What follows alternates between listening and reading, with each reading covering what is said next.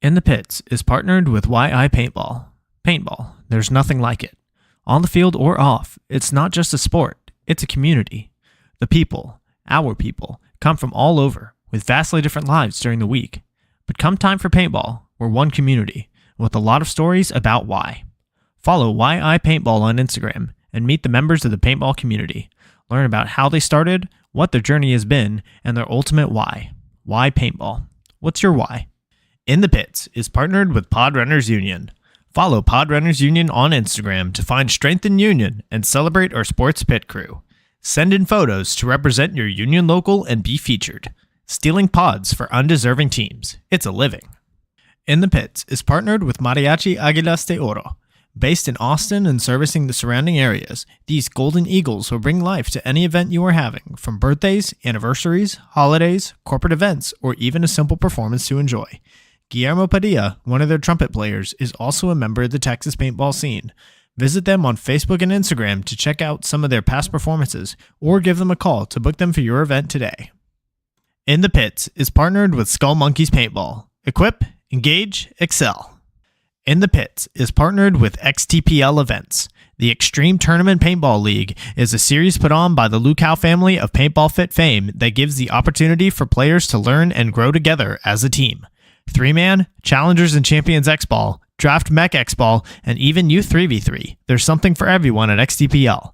Not to mention prize tosses, raffles, and the infamous paintball munching contest. Events happen throughout the year, and the prizes never disappoint. Sign up for an XTPL event today on PB Leagues. In the Pits is partnered with Hydra. Designed by players for players, you can outfit yourself in Hydra gear from head to toe.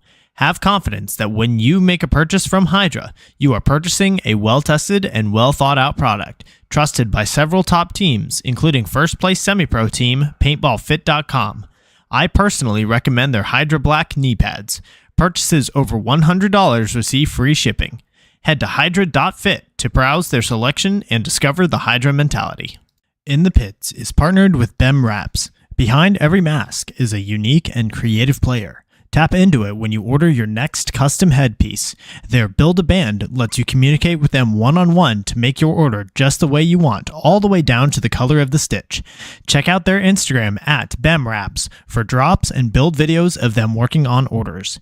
They offer very competitive pricing, so reach out today to get started on your own one-of-a-kind headpiece. In the Pits is sponsored by FU Athletics, created with a purpose and focused on building a better you. We are a brand that matters in your workout, and every purchase gives back to cancer research. Go to thefuathletics.com and use code INTHEPITS25 for 25% off of your order. In the Pits is partnered with Compete. Compete is a Texas-based brand by Jell Stewart of professional team AC Diesel that provides custom jerseys, pants, headbands, straps, tech shirts, and any other soft goods to help individuals and teams compete at the highest level. Support Texas Paintball and message Compete on Facebook or Instagram and mention In the Pits Podcast for 10% off your entire order. In the Pits is partnered with Get Dat Shot. Get Dat Shot now offers first-in-line photo and video editing, 20% off Get Dat Shot merch, and 20% off prints to all teams that wear the Get Dat Shot logo on their jersey. Message GetDat_shot on Facebook or Instagram to become a Get Dat Shot program team. In the Pits is partnered with Paintball Kumite. Paintball Kumite is a program designed by Colt Roberts of professional team San Antonio X Factor to take paintball players of all ages, experience levels, and skill groups and mold them into champions. The program breaks the game down into small, easy-to-learn sessions designed to help you master the fundamentals so that you can elevate your game. Newcomers to the program get a free 1-hour introductory class when mentioning In the Pits. To sign up for a class, message at Paintball Kumite on Instagram.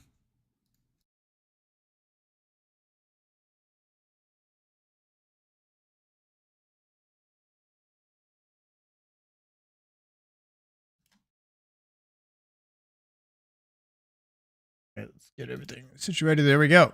All right, y'all. Welcome everybody to episode 76 of In the Pits Paintball Podcast. This podcast is focused on everything that has to do with the paintball scene here in Texas, from professional players and teams to new divisional programs, local tournament series, field owners, Texas-based brands, even photographers and videographers. Every week, we'll have a short and sweet episode with a new topic and a new special guest. I'm Christian Smith. I'm a player for the Texas Titans. This episode, we're having a roundtable with representatives from many of Texas upper divisional teams, just to give a preface as to what this roundtable is about. So this is not about airing grievances or dirty laundry or anything like that from the 2023 season. This is intended to be a dialogue to give the upper divisional Texas teams a chance to be heard and to offer one central place for any local league owners and promoters to gather feedback and also understand what's important and what's not important to the Texas upper divisional teams, and then to do with that information what they will, even if it's like, hey, thanks for your feedback, and then nothing changes. That's perfectly all right, just as long as we're giving this opportunity. So we're also not here to like just completely rag on one league or another, but instead we're trying to help contribute to improve the Texas divisional experience as a whole for next year. So with that being said, we're going to get started.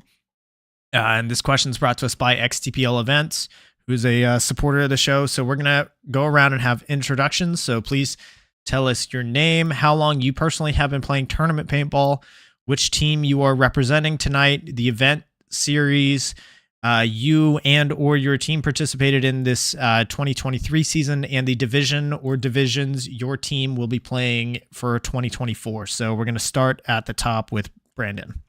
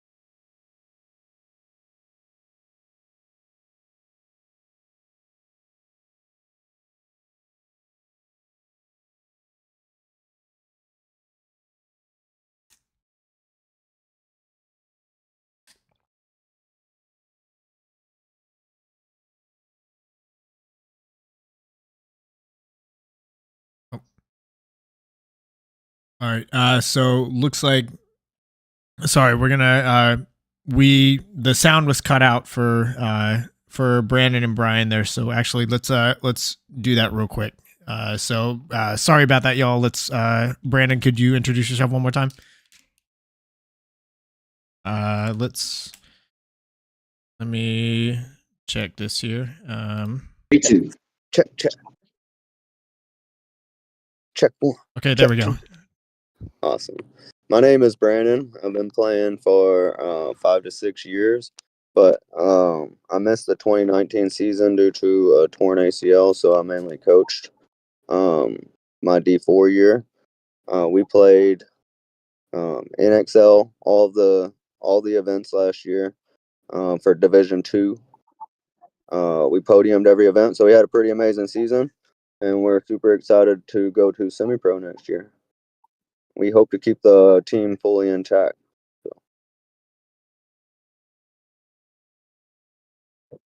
Nice. My name is Brian. I'm here from Austin Notorious D3.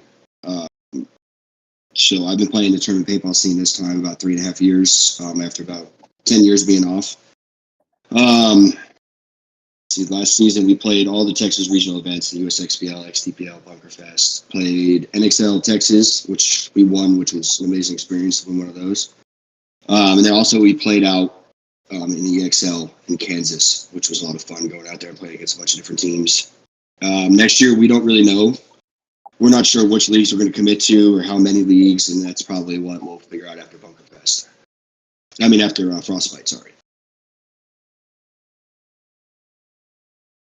Name's Chris Vandevelde. I am from Lubbock, Texas, representing Elite Paintball. I've been playing paintball since '96. Been playing a long time. We'll probably play most of the USXBLs, XTPLs in Texas.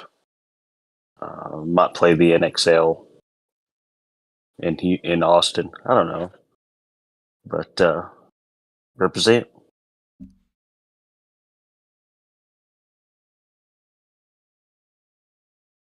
My name Alright. is David Oh, Ratchford. hold on, David. I think we skipped Chris Oh, what? Joslin. Oh, Chris Joslin. Well, Two Chris. Chris's. He's There a you go, slow buddy. starter. That's All okay. right. I'm Chris Jocelyn. I've been playing tournament paintball for about 8 years. I took about 2 years off for an agreement to my wife. So last year we played NXL Texas and World Cup. We played all of Bunker Fest. We played all of XTPL. Was on a team called Avrice and Greed. It's kind of step back. It's now Beefy Boys. We'll be playing D3 for NXL Texas. Oh no, never mind. USXBL, XTBL as well.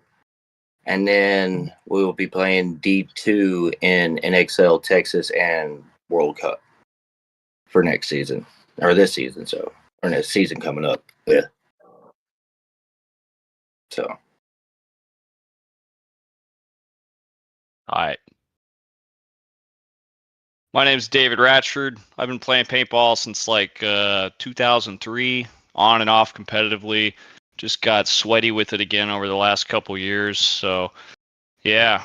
Formerly of Jimmy Dog Factory, now I play with Outlaw Anodizing. The one-time D3 Bunkerfest champs. So, yeah, started off this year with the bang. Played the rest of the series, didn't make it out of prelims. So logically, then we went and played semi-pro at Cup. Actually went 2-2. That was pretty sick. So yeah, man, that's the plan for next season. At least for our line, there's going to be a lot of different lines at Outlaw. So our tryouts are the 9th and 10th of December from semi-pro through D5. Just a plug there for the boys. But yeah, that's what we're doing next season. NXL semi-pro, every event. My name's Dylan Strickland. So we run Texas Titans, so D5 through D3. This past year, we were working on Bunkerfest, USXBL, and then we played the single NXL event. Actually, we also had our D5 line go out to World Cup too.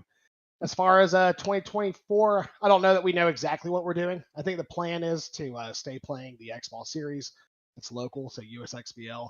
And then these one-off Bunkerfest events look like a lot of fun. So we're going to try to put those on the calendar and then most likely explore what it looks like to make it out to a couple of the NXL events. But who knows? We may have to go up semi-pro. Looks like that's what's going on this year. So we can stay with the competition here. So I don't know. What's up? I'm Jake Kennedy. I played for Swagjackers Division 3. We played all the NXLs except Philly this year. We had an okay start, had a really good Chicago event, and then couldn't pull it together for World Cup. Ended out with like a top place for the season being 6th. So it was all right. Good year. A lot of fun playing with the boys. Also played a Bunker Fest. Didn't do so hot, but it was a fun time, fun experience. Let's see. We could possibly be bumping up to D2 next year. Don't know yet. There's still discussions that have to be had. And then yeah, we're looking at playing in XL, all of them next season. Probably a couple USXBLs and maybe some of the 10-man Bunkerfest events. I don't know, but looking forward to another good year. So, what's up, everybody? My name's Pate Smith. I play for TKO out of Houston. I've played paintball for a long time. I played competitively since like 2000. Took some time off for working kids and stuff. Started back. Play on TKO now out of Houston. The original TKO, not probably like the one with not the cool clothes like us. Purple at a bow. guys. Yeah. If they're on here, anyway. Yeah, we're gonna play NXL. Gonna play some of the other Texas events with acronyms, and we're going to just kind of chill and vibe. Probably beat other teams, and that's kind of it. That's kind of the plan. That's just play as low as possible. Everybody else is moving up. I'm old. I'm trying to move down. So yeah, that's what we're gonna do.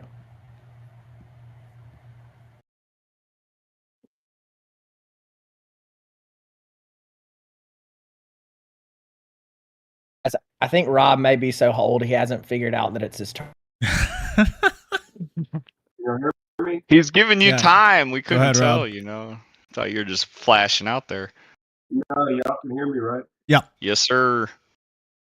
Rob Guerra, Houston Zone. We played last year or last season. We had a D4, 2 D5s, and we did okay. I mean, we won some, and our D5 team won the series and stuff, and they played a little bit of the NXL. That's about it. And next year we're going to have D3 playing USXBL, maybe one NXL, and then our D4 team is going to be playing all NXLs, USXBL, and I think they're even going to go to Europe and play over there. And I've been playing tournament paintball for 20 plus years. That's about it. All right, y'all. So that's everybody that we have on this call.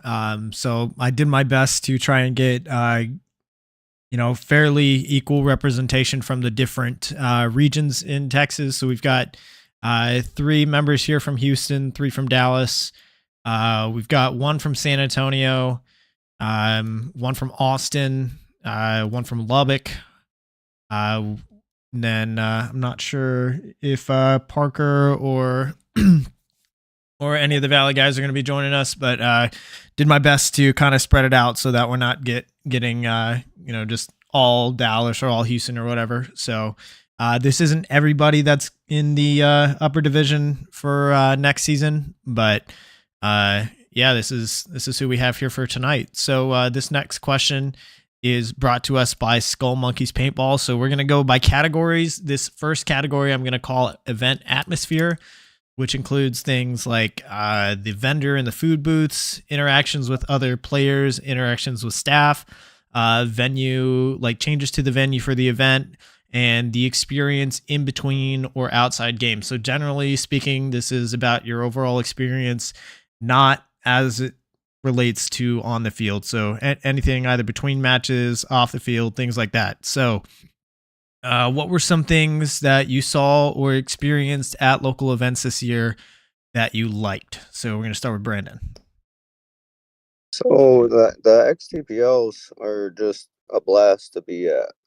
And I think they're vital to the growth of paintball down here in Texas because it gives those younger players a place to start before they get thrown into the divisions. So what I like about the XTPLs is getting to go work with those players and actually watch what is eventually going to be the future of paintball down here. The USXBLs, I'm excited about Mike buying the league. Mike Henman, it was awesome for him to travel all the way from California and be at Paintball Fit to personally be at the events. And when I was talking to him, he seems really excited about trying to grow it. It didn't seem like he wanted it to just be stable or he wanted it to be much bigger than it's ever been. So that's pretty exciting. And he mentioned a couple of times about trying to make it to where people don't point out in those D3 guys rather than trying to sandbag or go down. Maybe they'll have a place to play. So that's pretty cool. The last thing is the mech events. The mech events make it to where people that can't necessarily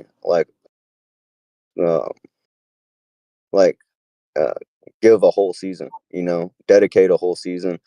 When you have people relying on you, you can't just say, hey, I'm not playing this event.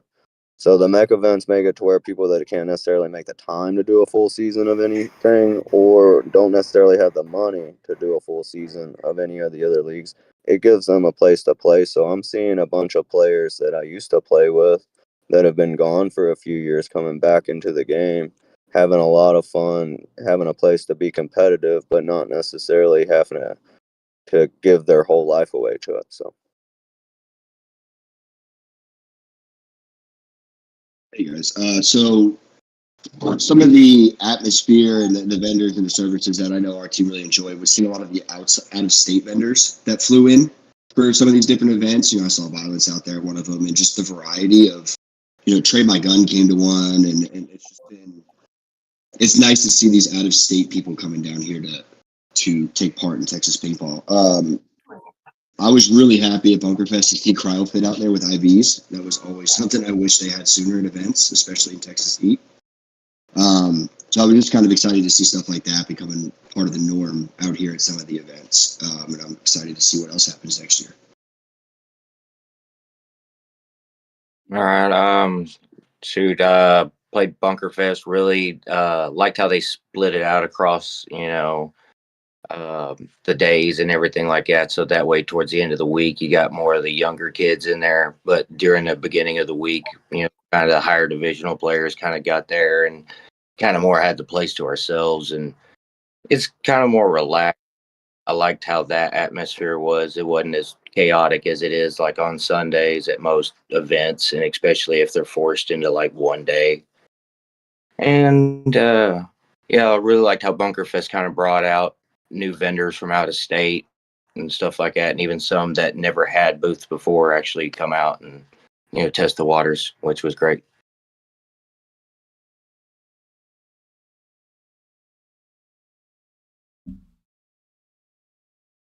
All right, Chris Vandervelde, you up next? Oh, it all, us old folks, we always want to eat. So, it's good that the vendors come out and I'd like to see more food vendors, just not one. That would be, what I would say, all the vendors that fly in that make that keep it competitive with the pricing and you got multiple gun distributors and it's getting better and better as the progression of Texas paintball. With Mike coming in, I agree with what David was saying. Make it bigger and better, more prize money. It's almost better to play, in Texas than it is to play the NXLs to us. There's more money in Texas than there is anywhere. So I think it's if you win one, your whole next tournament, almost two tournaments, are completely paid for. So I like the money and how that works out. I do like the mech stuff, how it brings back the the older players and it gets everybody involved and brings back the cockers and get the flashier guns out there that the kids had never seen.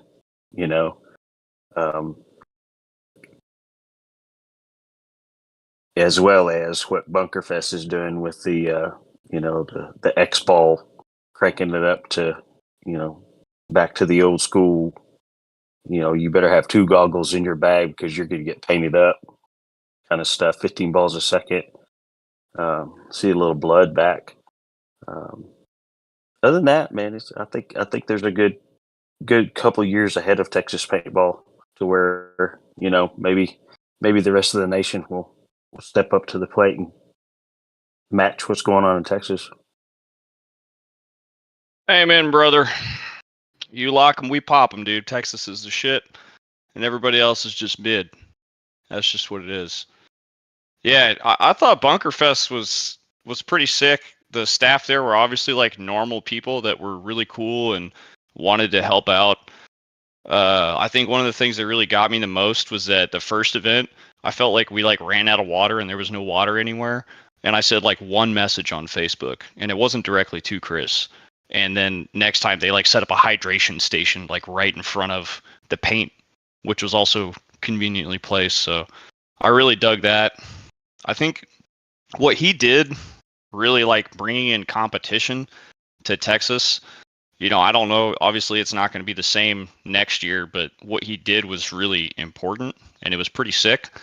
And I thought what Hinman did with USXBL coming in and like matching it and being like, okay, well, we're going to have commentating and a webcast and stuff. That was like, that's what we need. Like, if people don't compete like that, then straight up, like, it's going to be we're not really going to go anywhere. Like, people, yeah, you need to have like giant and then fit. You know what I mean? Like, it needs to be like that. It needs to have multiple fields in Houston competing with each other because that's what drives people to be better. And if you don't do that, then, well, you know, you're either afraid of change or you don't want to be better. And paintball's like in this other ramp up period where they think we're going to get on TV and stuff. So, you know, now's the time to like dump money into it and compete with each other and do different stuff. But yeah, USXBL and Bunkerfest both use different bunker sets too. Like, and XTPL does the same thing too. Like, use the X, you know what I mean? Throw it back. It's not going to break anything if you don't use the NXL bunker set. Like, that's just close-mindedness, in my opinion.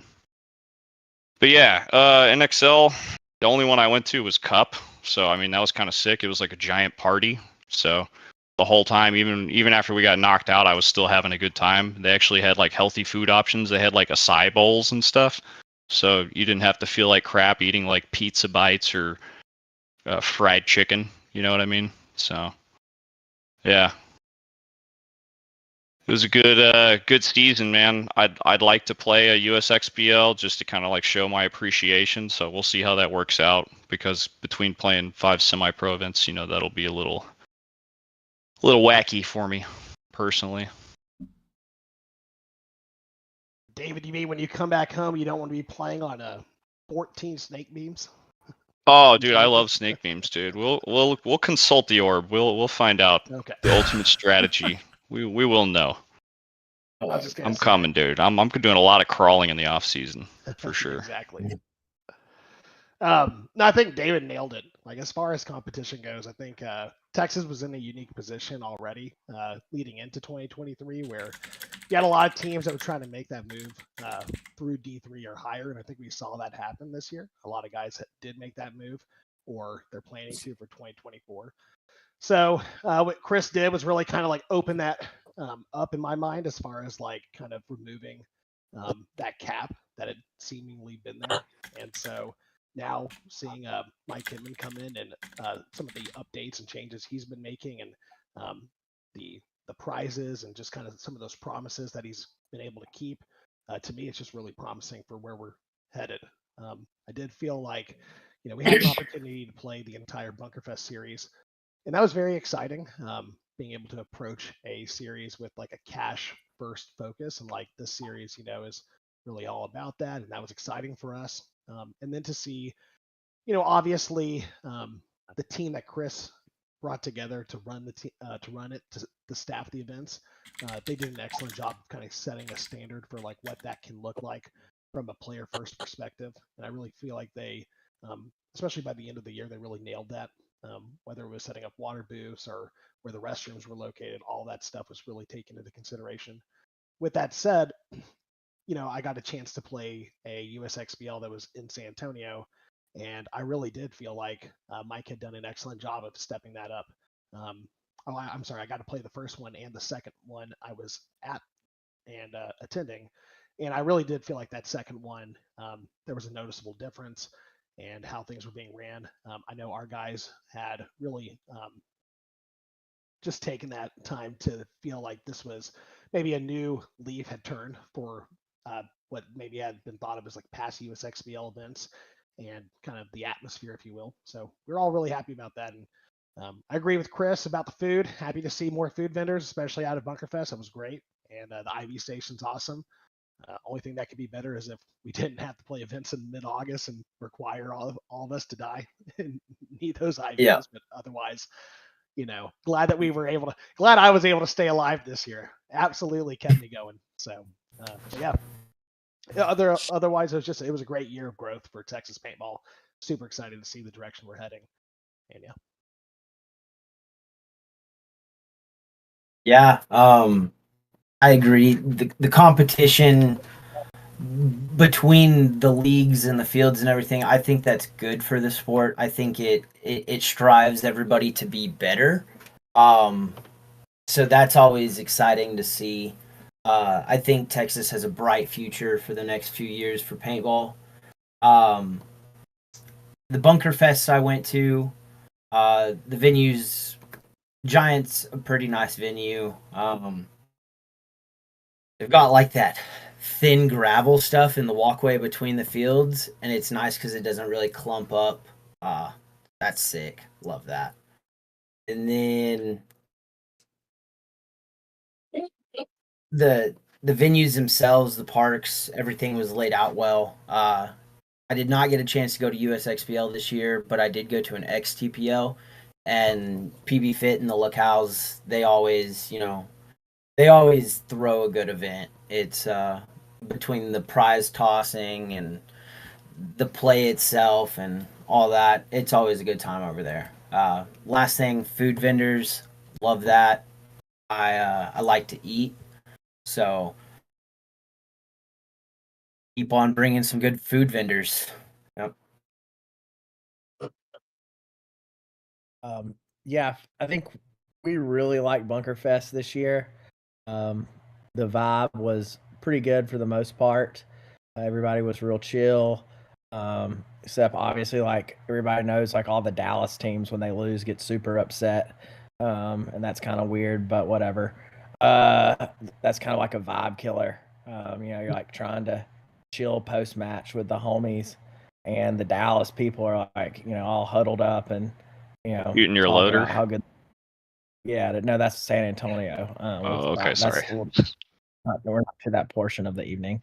But yeah, no, besides the vibe killers, not pointing out anybody, that's name rhymes with Rillin. But yeah, that's kind of it. I just encourage everybody in Texas to kind of keep the vibes high. The paintball is really good here. I've played paintball a lot of places, and yeah, I really like it. But yeah. Oh, food. I would love it if we could. I love the situation with the Hawaiian ice, but if we could also get either ice cream or Italian ice involved. Like, I don't need 2 Hawaiian ices. What about Right? Bud Like, I'm Ice? good. Ooh, yeah, I'm not feeling that. Um, uh, Not that like I don't like beer, just Ice just tastes horrible. That's kind of a side. I know this is not where we're going with paintball, so I'll kind of get back on track.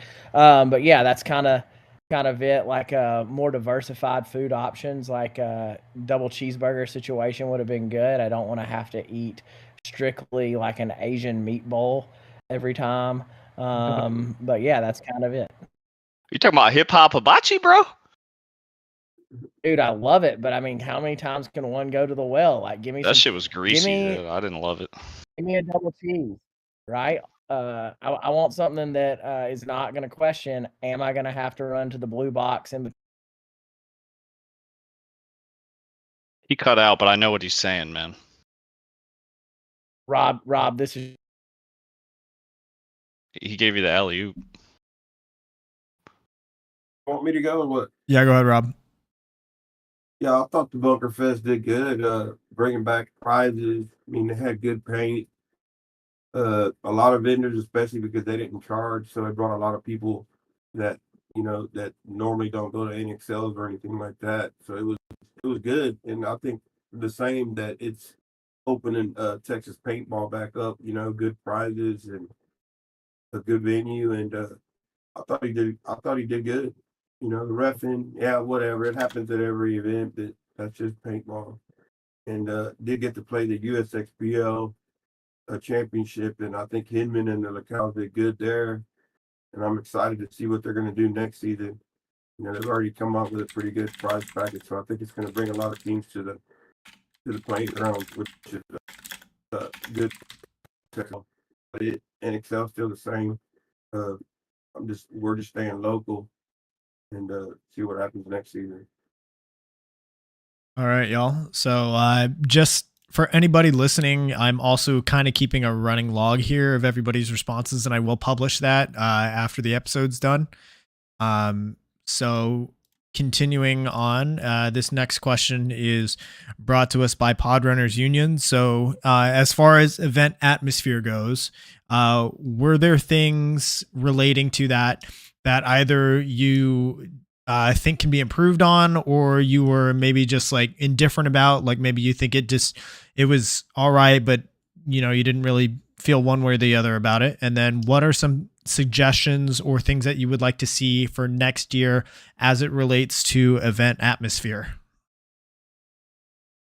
As far as atmosphere, I mean, I think paintball for the most part is paintball, and anytime I've went and played paintball, I can find a way to enjoy it with the people I'm around, even if I am there for the first time meeting people. But things that I think that I saw that I didn't necessarily like are that there are a whole bunch of new leagues or a whole bunch of tournaments now, which is awesome, but they're all the same format. I like it to be spread around maybe a little bit and do different formats rather than everybody do the same thing. I personally like 7-man. I would love to see somebody, if they're gonna cram a whole bunch of tournaments side by side, one of them to be maybe a 7-man league. The reason I like 7-man is because it fills the center of the field where those bunkers are normally empty, and being a front player, that gives me more people to shoot. So I love 7-man. Other than that, I think that maybe doing an open tournament would be cool. Everybody wants to talk about prize packages. Well, I think one way to get a big prize package is to quit breaking everybody down and putting them in different divisions. If you go to a fishing tournament, you fish against everybody. They don't put you, if you're a new fisherman, in a different division. They put you with everybody. Now, if you win a whole bunch of money. So if we want a big prize package, I think you just put all the teams together, do 100-team tournament. That is a big prize package to be paid there.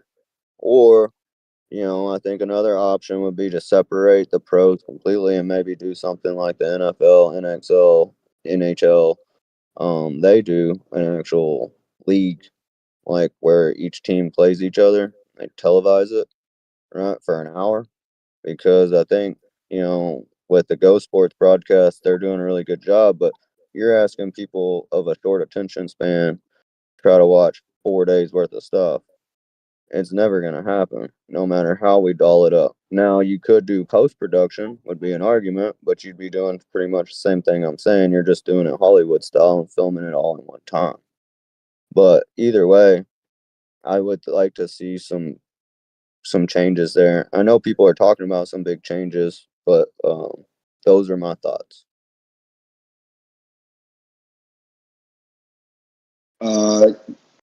So some of the things that I did not like about the experience with some of the events was some of the family atmosphere. I don't bring kids to these events, but I feel like there should be kind of more things for them to do. I know they've done some things with the jelly blasters, and like that's a great start. But I see a lot of kids running around and they need some stuff to do, so I don't know what the answer to that is, but maybe somebody can think of one. I personally used to be a huge fan of blind layouts, and now I'm just kind of sick of them. I think it was cool for a little while, but I think it doesn't necessarily display the true skill of each team, where they can prepare and try different things. And I think you just get better matches. I think in blind layouts, you get a lot of teams that just kind of run and blow everybody out of the water because they're playing the layout right and the other people aren't, versus the 2 week prior to an event where we had time to really break down the layouts, come up with our own calls, stuff like that, a little more time to prepare. I preferred that personally. And this one's a shot in the dark. And I think Giant Party Sports has probably done the best at this, is dealing with the weather when these events happen. As far as the mud, I fucking hate it, man. I don't mind playing in mud, but I hate when everything is just a mud pit. The pits, the walkways, everywhere you go, the parking lot. I don't know what the answer to that is either, and it's probably a huge shot in the dark, but that would be something I would be really cool to see.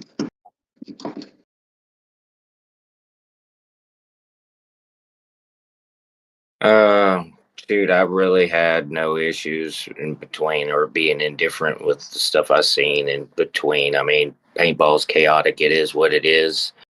I mean, we're always going to have issues between this, that, and the other. And so it's I just hope it just keeps going in the right direction like it did this season and the season prior to. Just keep growing. Just try to keep the atmosphere positive, on and off the field. And then, that's it.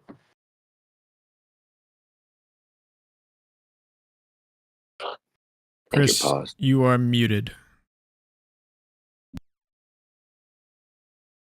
Sorry about that. So, in my opinion, the venues are doing a good job of supplying, the location to play. As far as like San Antonio, I know that most of you guys in this call was walking onto that field, and that turf was 170 degrees on the turf. It kind of sucked, to play, all those matches. You're talking, 7 matches in one day at 170 degrees on the turf. It sucked. I think Himman is talking about making it a 2-day in that case. That'd be my only really bitch about it is it's just too long, and when it gets hot, we're up here in Lubbock where it's a dry heat. It's not wet. It's not humidity. And when we go down there, we're dying. We're just not used to that. So that's my only bitch.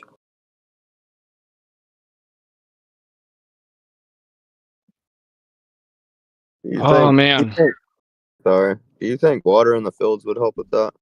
Like, man, I could honestly say that watering, yeah, maybe. Even putting fans at the start boxes, those big ass fans. I don't know. To cool you down. I want the big ass fan like when it's 10 seconds, so then you don't know if it's going to start and you're just fucking scared. I mean, to cool things down, it's going to be difficult because, you can always warm up when it's cold, but cooling down in the heat ain't happening. So, popsicles help a little bit, but, we had a special strategy to deal with the heat, man. We just ran up and down this hill a bunch in the weeks leading up to it, and then none of us passed out at the event. That was our strategy. We didn't get out of prelims, but nobody passed out. So, feedback I got, man, for Bunker Fest, they lured us in with the fancy field and the webcast and everything at the first event, and then at the second event it was like gone, and I was like, damn it. Also, like, they couldn't prop up Premiere, so that kind of sucks. I mean, I'm not going to put that on any one person or any group of people because that takes a lot to do. I think the way that XTPL and those people allow you to have like one pro or something is a little bit more creative, a little bit more easy to do than like a straight up higher division. Texas just doesn't seem to be able to support it yet, man. I'd love to be there in a year or two, but like if somebody's going to play D2 or semi-pro, they're going to go to NXL. There's nothing there. So to expect that to work just seems like poor planning, in my opinion. I like that Chris gave the option, though. I think that was really cool, but it didn't surprise me that it didn't work. The other thing for Bunker Fest, this drove me fucking nuts because I played the D4 5-man. They would run your 8 rounds of round robin, and then they would run the D5. So you're just like, I'm 35, bro. I'm trying not to fall asleep when it's 30 minutes in between points. I'm used to X-ball where I'm like, boom, boom, boom, we're playing paintball. And I'm literally laying there just like sleeping under a table while people wake me up in between points. So that was turbo whack to run 5-man prelims like that. I would not want that again. And to be fair, NXL did the same thing with like the youth and then amateur female, and it sucked.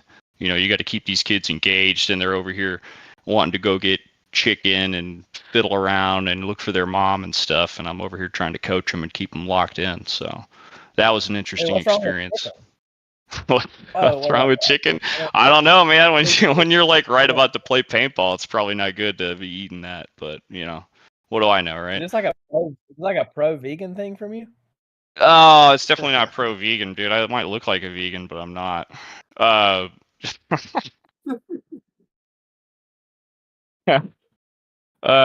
So USXBL, I didn't play one. I don't have any real like feedback for them other than to keep the commentating and the webcast going. Like now that you've defeated Bunkerfest or whatever, like don't slack on that because that's why you got it. NXL, bro, I could just rip them a new one, but I'm just gonna keep it to 4 different points of feedback here. I got notes. First off, your pink paint was the stupidest idea I've ever seen. The shell of the paint's not pink. You just have this pink paint that stains everything. I didn't even play on the pro field, and I got stained by that crap. Terrible idea. 7x3 format, another terrible idea. Just immediately scrap that. Sucks. The check-in area, I think it's like a thing they do to get funding from the city and stuff to understand how many tourists are coming through, but the way they did that, I think that was poorly executed. And then last and most certainly not least, more snake beams. I don't know like who's the guy or the council that decides this, but if it feels like you guys don't even play paintball, it's really weird. And maybe it's the ESPN money guys or something, but I don't know. Like we're joking about it because it's a joke to literally everybody that plays paintball. So Hey, I actually really love it. Yeah, dude. Well, you and Dustin All right, I'm gonna crawl from the back center and go, dude. I'm gonna steer us back on track here. So, yeah, just remember we're talking about local series. NXL is a whole different beast. Oh shit! Well, so yeah. I know. David said it ain't safe for anybody out here. Right in the Everybody nuts. catching strays. Yeah. All right, go ahead, Dylan. Definitely, dude. Well, appreciate you, David, for putting out the NXL stuff because we're all thinking it. So it's all love, you know. It's all love. Yeah. No, I do. I know Brian mentioned something about blind layout.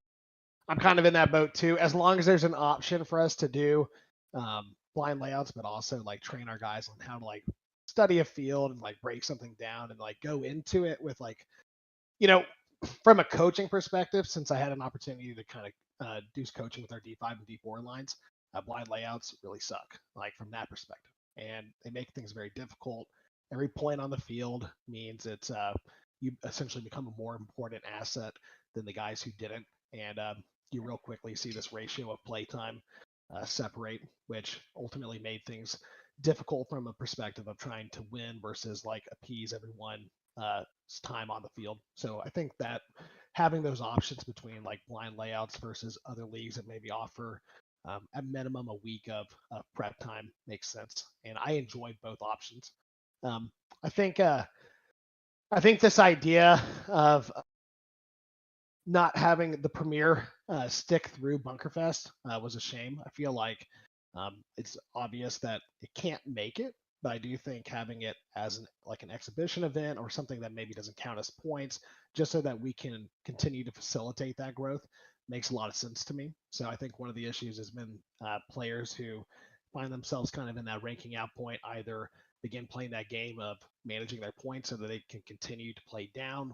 So I think just kind of like with respects to that, the way USXBL is approaching it, allowing more flexibility on the rosters for this elite division makes a lot of sense. I'm actually very excited to see how that plays out. As far as the field itself, so we played a lot of the bunker. Like I mentioned, I wasn't a fan of the car wash. I guess that would be like my only real complaint about that was I went into it, kind of excited like everyone else.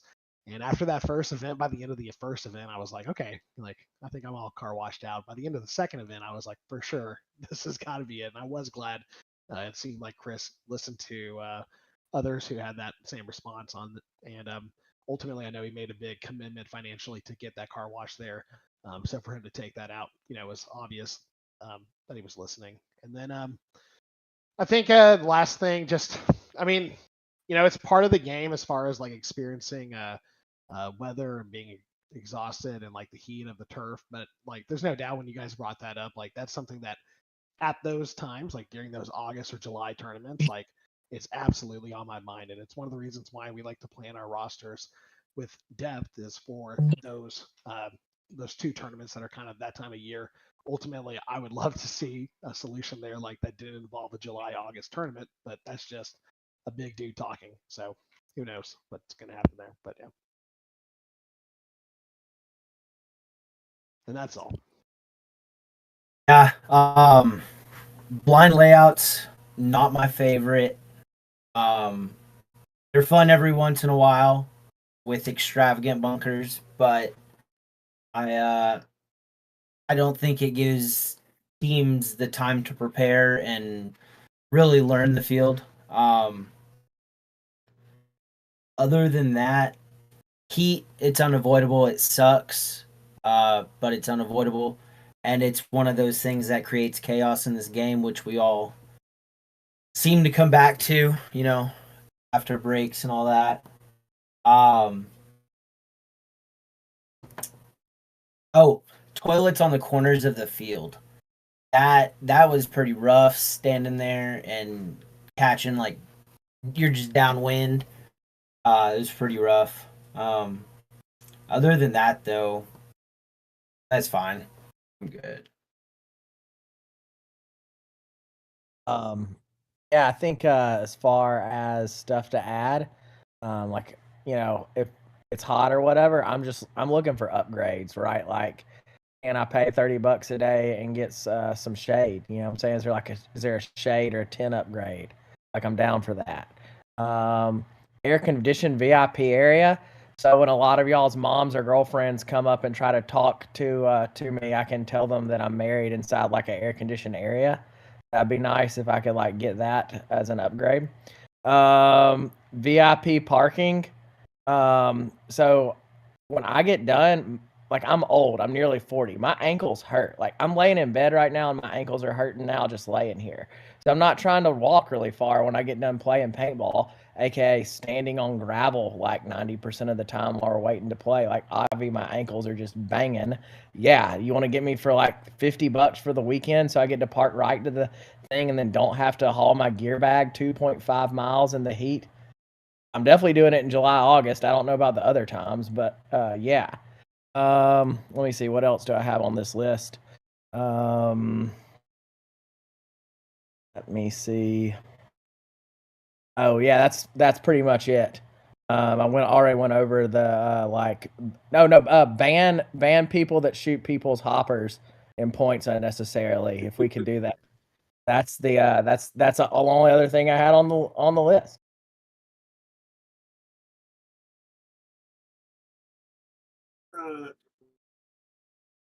Let's see. Start with Bunker Fest. I mean, everything was pretty cool. I liked the second event where they brought the little X's or whatever event that was. I didn't care for the car wash, but I mean, paintball is paintball. You get what they give you. You know what I mean? You make the best out of it. And I like Jake was saying about the porta potties on one side. Like you got to take a leak during a match. You have to go all the way across the whole deal, but it ain't no big deal. I don't like to complain about stuff that the weather, it's off, It was that one event that was like what 117. It was crazy, like people were running out of ice. All the stores around there didn't have ice. It was just hard to get anything, but it's just the way it is. And also too, how now we have 3 leagues or whatever, or yeah, 3. Like everybody stepping on each other's dates, and I didn't really, like to play multiple of them instead of just 1 or 2, but I mean, they were literally back to back, and it's hard to play 3 of them in a row. And also too, the blind layouts, I kind of did like them, but now I feel like maybe even if they gave us a week, you could play them a little better. But it's also going to be hard for them to do that because I mean, there's so many tournaments right now with the NXL, USXBL, Barkerfest, XTPL. So, it is just a paintball. We'll see what happens next year. And hopefully they'll figure it out. But just want to play some paintball, and that's about it. For sure. I'm just going to offer my 2 cents on this as well. I think as far as the whole blind layout versus not blind layout thing, I think the big issue is calendar. There's just so many events on the calendar. If an event is going to have a layout weekend, then suddenly that event's taken up 2 weeks on the calendar. And I we kind of did a count of how many events there are in Texas next year. I think my count was like somewhere in the mid 30s. So if you multiply each of those event times 2, that's already more like, that's already getting 60 something weeks. There's only 52 weeks in a year. So I think that blind layouts are just going to have to be a workaround to just how packed the calendar is. For them, at least, in maybe not for every event, but for a lot of them. I mean, weather is weather. We live in Texas. That's just something that we're going to have to deal with. But it also, like, that's why Texas teams go and show up on the national stage whenever all these other, teams from wherever they are, try to compete on Sunday, and they're huffing and puffing because they're having to play a third match in a day.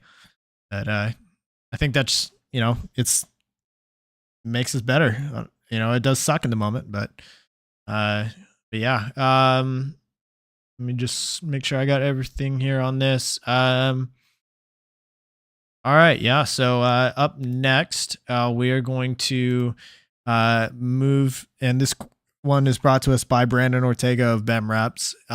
So the next category I'm going to call playing experience. So specifically on the field. So includes formats, divisions offered, reffing, field conditions, rule books and rule changes, and event brackets and event schedules. So one thing I am going to open up with this, reffing is, I know it's going to be a topic that everyone's going to want to chime in on.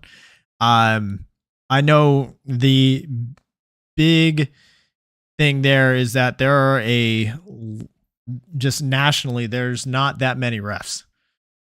Especially ones that are of really good experience. Like, we all know that if you're playing an event that has multiple fields, going from one field to the other, there's going to be a significant drop off most of the time, especially if you're going from like the center court to one of the other fields. So I think the solution there is, unfortunately, there's just not enough refs that have experience.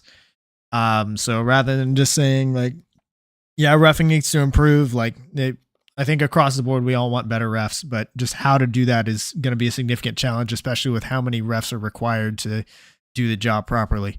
So for this one, I think we're actually going to go in reverse alphabetical order. So we're actually going to start with Rob on this one. So as far as playing experience, so again, this is formats and divisions offered, reffing, field conditions, rule books and rule changes, event brackets, event schedules, and we'll throw layouts on there as well. So what did you see or experience that you liked? You talking about Bunkerfest or which one? Just any of the events that you played locally this year.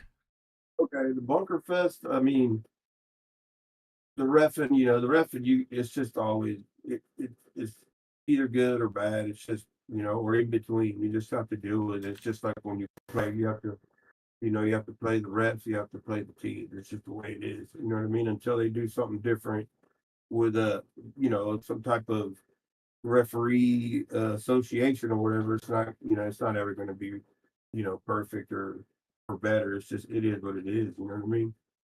And as far as the fields, all the fields, the first Bunkerfest, yeah, it was real muddy, and the turf was horrible. But I mean, it's just paintball in general. You go to these places, and first day you're there and it's perfect and everything, and then next day it's totally different. You know what I mean? You get rain, you get wind. It is what it is. With the weather and paintball. And that's about it. I mean, what was the other question? It's just the other things that you liked as far as let's see what else was on here. I guess the schedule, formats, things like that. The schedule was good. I mean, the first day you played a couple matches. The following day, of course, yeah, you're going to play 6 or whatever matches or until you get knocked out. But I mean, that's just tournament paintball in general. I mean, nothing's really perfect. You know what I mean? It's just, and I do agree with I was talking about the USXBL where you have to play all your matches in one day. That shit was brutal. 7 matches or 1 day or 6 matches or whatever, but it's paintball. All right, Pate, you're up next. Yeah. I thought the Bunker Fest layouts were kind of weak. I mean, there's like a couple of them where the D side was just basically impossible to live down, and we were really good in Bunker Fest, but it was kind of just like, I don't know. That first one, I didn't play the third. But I think I played the rest of them. But yeah, that they definitely had like a lot of, I don't know, just a weird layout. I felt like it was made for us to just shoot tons and tons of paint. It was like the first time I'd carried a 90 tank in years. Other than that, I mean, I love playing in Texas. It's really good people. Everybody's for the most part pretty cool. So yeah, the events are good, and sometimes you're gonna play a bunch of matches in a day, and I like that. I feel like my favorite paintball is when I'm super like worn down. I don't know, like that's the difference. Like, how deep can you go? And if you can go deep in Texas paintball, like there's nowhere else on earth. I don't think they have like paintball in the Sahara. But if they did, like Texas paintball, people would probably be like the best acclimated to that. So yeah, if you can do it here, I love it. Like that one Bunker Fest where it was like the closest I've ever been to dying. Like I went through that. I don't know. I feel like people pay a lot of money to, people like David Goggins for a similar experience, and we just got to do it for the price of paintball.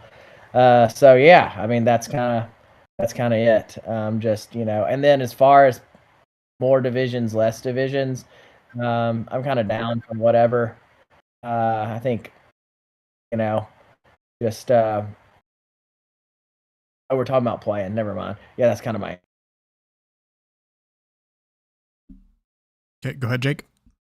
All right. So formats and divisions. I like how XTPL does like the 3-man and like the beginner stuff. You see a lot of kids out at those, and those are always cool to see, like the next generation of the sport. Reffing, it is what it is. Field conditions. I think playing in Texas, like almost every field has turf. It's very rare in Texas that you find a field that doesn't have turf. And so that's always interesting, whenever it rains, it could get super slick, it could get super sticky. It just depends on, a lot of things. Rule changes, the USXPL Elite Division. I see both sides of it. I'm not really a huge fan of it, but it is beneficial for teams that, want to play in higher divisions but don't want to have to pay the hefty price tag of an NXL entry. So, and schedules are schedules. They,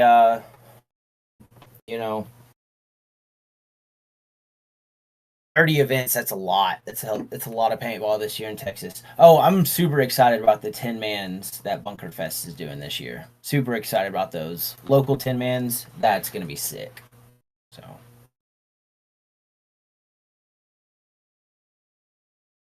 All right, Dylan. So I know you're just rejoining us. So the question, Dylan, was as it relates to the on-field playing experience. So formats, divisions offered, reffing, field conditions, rule books and rule changes, event brackets, event schedules, and layouts. What are some things that you liked that you saw? Gotcha. I think ultimately it really came down to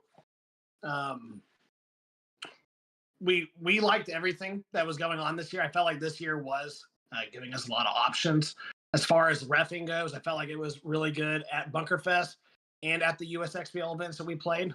In fact, all of our guys left both of those events and had made comments. NXL was a different story. I always feel like NXL is a different story. But yeah, I think trying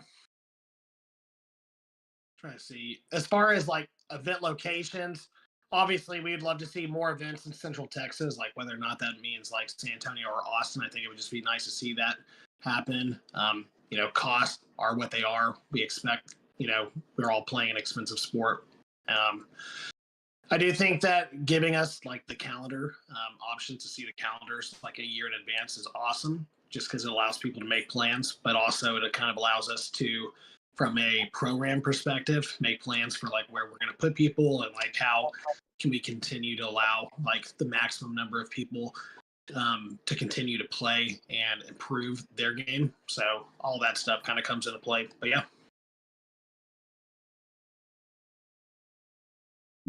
Go ahead, David. Yeah.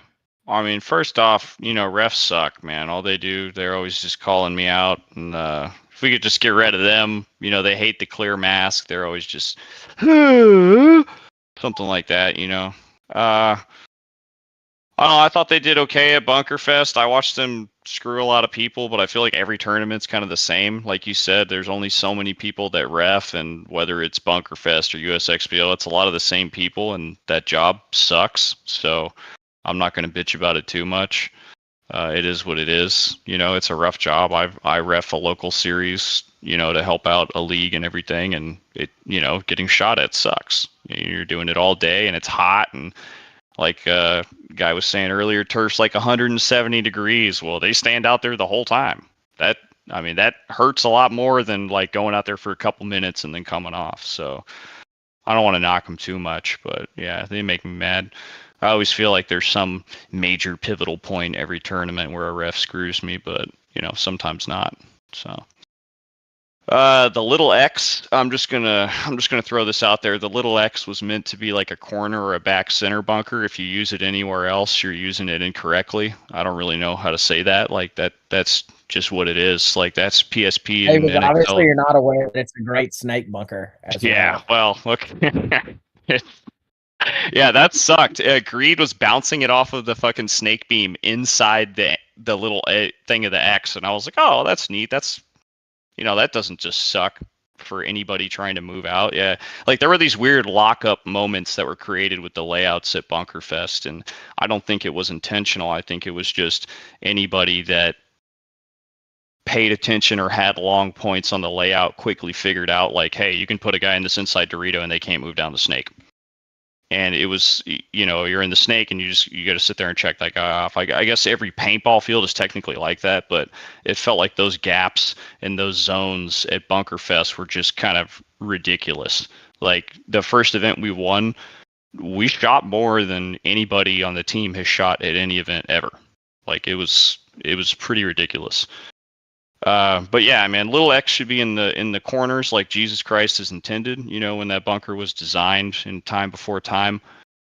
Bunkerfest, they split up the prelims and the quarterfinals through the finals, so that was pretty cool. I mean, it sucks like Rob said when you play USXBL. I don't know if it's still the same way, but the way it used to be, you're playing like 6 or 7 matches in a day. That's just kind of nuts, man. I mean, I'm going to do it, like you said, because it's paintball, and if you signed up for it, you're going to play it, but that sucks. Nobody, honestly, is like wants to do that. You got to be in some pretty good shape to do that, and with the average age of fucking everybody in here, it's like 30 or something. I would think that we've taken his head. Maybe he's older than that, but obviously, you don't want to play 6 or 7 matches in a day. That's just kind of not good, in my opinion. I don't know if that means you got to play all divisions on both days. But whatever it is, I would try to figure out a way to do that. That makes Toby sad. And Toby has his Woody outfit on for you guys. So here he is. He's a good boy. But yeah, that's about the sin of it for me, man. All right. Chris Vandervelde. Well, like everybody has said, reffing sucks. You're out there without a gun, something that you would rather have a gun. Paintball has a gray area. We all been shot, and sometimes we don't go out. So you got to have somebody out there to control all that. And as the day goes by, as they get hot, they get tired. It just sucks. So having good refs is important, but that's that gray area of paintball that we can't control. So you're walking out there with hoping you have a ref in your corner that's either is not looking at you or is looking at you. So schedules have been, tournaments are ran by computers and these days. So, I think it's one of those things is, like Christian said earlier, the amount of tournaments in a year is, is crazy. So having, several series in Texas is kind of getting a little crazy, but I don't see that it's too bad. What I don't like is when it's just tournament after tournament after tournament for people that have lives and children and stuff like that. But anyway, that's it. I liked kind of like how events were like spread out at Bunker Fest and stuff like that, like how the days are and stuff. Uh, like everybody's saying, banging out 7 matches in a 100-degree day. You're shooting radar turf and it's showing up 20, and literally feeling the glue loosen off my cleats. But reffing's kind of also it's like a thankless job for that. Those guys are out there standing there getting shot, and some of these D5 kids have no aim whatsoever. And it's just one of those things. It's paintball. Each event has its own venue, its own staffing, its own different type of atmosphere. So you go to those different places for that. And like especially Bunker Fest, really is to bring the cash, and it's really they did that this year, and which kind of opened it up with also other divisions kind of stepping up to the plate and kind of helping that out. So that's all I got to say.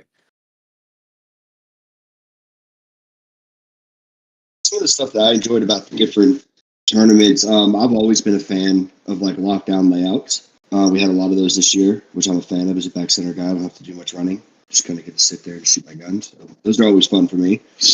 Our line specifically had a lot of really good luck with the schedule gods. I don't think we had one first match all season at any event. So I was super happy about that. I did like the variety between the different leagues, or what they're planning on offering for this year coming up, as far as where USXBL takes over the X-Ball. Bunker Fest kind of goes old school with it, and XDPL continues on with the MEC and the Champions League. I think them getting together on that is a big move for Texas, because it allows people to decide what they want to play and where they want to commit their time to. I know a lot of teams in here are X-Ball teams, and they're going to play probably USXBL and NXL. But there was a lot that happened this year that I really like seeing, the prizes going up, things like that. The organization at some of the I know when I played the first USXPL that was run by Hinman, that was one of the first times we ever played on time all day. We weren't ahead or behind or anything like that, which is nice to see. So, I'd like to see some more stuff like that for next year.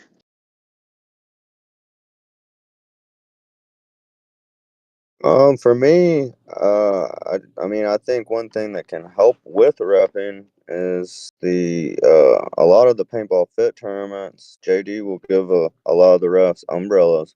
Some refs choose not to use them. I don't know, but one of the hardest things to do is to look at something and pay attention when you're getting shot. So if we can make it to where they're not getting punished all day, then maybe they can pay a little more attention. Another thing is at the World Cup, our semifinals match, the refs did take 10 minutes to review a call. They took a long time to stall everything out, to review a call and to get it right. And what helped with that was people like JOUST Designs and Verb filming. So more filming around the fields, so that way you can get a review, especially on something like guy hits the buzzer right at the time somebody shoots him. Is he clean? Is he not clean? It'd be really cool to make sure that we do our best to get those right calls. So, I think instead of us always just looking at, hey, there's nothing we can do about the reffing, let's all get our heads together and say, hey, what can we do to make the reffing a little nicer? So, like, if one of the problems is they're getting too hot, then maybe they need more breaks. You know, I mean, even OSHA gives you 15 minutes every so hours.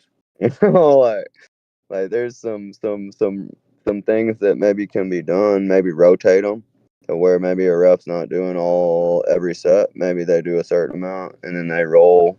You bring another crew in and they do a certain amount. I don't know.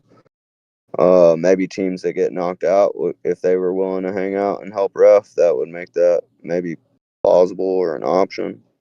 But I mean, I think that other than that, I'm pretty happy with scheduling this year. They dropped the schedule early, so that's really awesome. I think everybody's trying to drop the schedule early to avoid the problem from last year. We'll get to what I don't like next, so that's kind of what I'm thinking about the reffing. I think that, you know, as long as we keep trying to do better for them, they'll do a better job.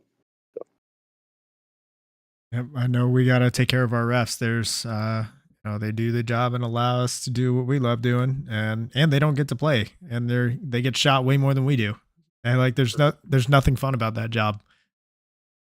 I will say one thing that will help them is if you are in a trade situation and you shoot the guy and you stop shooting. Don't turn it into a war. Everybody wants to see the violence, and that's all cool and all. I get it. But a ref can't watch both players at the same time. They cross. I'm only watching one of you if I'm reffing. Right? So if I see hits all over you and you rolling your gun, it's a penalty. Right? So you shoot the guy, stop shooting. Right? I see paint all over you. I turn on him. I see paint all over him. He's rolling his gun on you. You're defenseless. He gets the flag. Right? You gotta But shoot if him in both the nuts, dude. They clock in, they don't clock out. All right. So this next question, we're going to talk about playing experience. What did you either dislike or were indifferent about, and what would you like to see for next year? This question is brought to us by Mariachi Aguilas de Oro. We're going to start with Rob again on this one. So go ahead, take it away, Rob. Go ahead, say it again. So, relating to your on the field playing experience, what were things that you either disliked or were indifferent about? And then what are some things that you would like to see for next year? So about reffing, field conditions, layouts, rule books, formats, things like that. I mean, the scheduling at Bunker Fest was good. I thought, I mean, you know, like I think like when they spread it out in 2 days was good. You know, you played 2 matches, and then if you moved on, you could play up to 4 or 6 matches or whatever. That wasn't that bad at all. But you know, like if you have all the matches in one day, it's a little rough, especially if it's real hot. But I don't know, maybe if they get more teams, you know, where they can afford to pay, you know, refs and stuff for an extra day, they can spread them out. But you know, we'll see about that. I don't know how Hinman's going to do it, especially with as much prizes and stuff that he has on the table right now. You would assume that there'd be a lot more teams and won't be able to do it in one day, you know, if you have that many teams. But I guess we'll just have to see what happens next year or next season. All right, Pate. You're muted, Pate.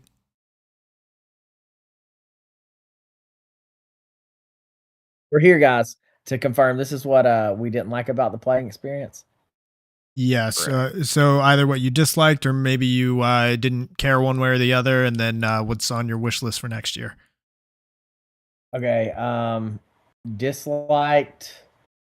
I mean, not anything really other than, you know, just the Bunker Fest layouts kind of being haphazard paint slinging opportunities. The only thing I would change, on some of the fields, like Texas does have a really great fields because of the turf, but I think on some of them, I'm just making sure the seams were slightly better connected. That's me kind of nitpicking, but you know, occasionally you'll hit in between those seams and it's kind of like concrete due to the water, and then the mud heating up, and then thermal expansion, water, thermal expansion, it gets kind of like super hard. Yeah. But Ashford. Yeah, that's kind of all I've got. Everything else was great. No real wish on the I guess on some of the fields they do a little bit better zip tying the corners down. So when you're standing over there pre-match, you don't catch a heater in the ankle or whatever. But outside of that,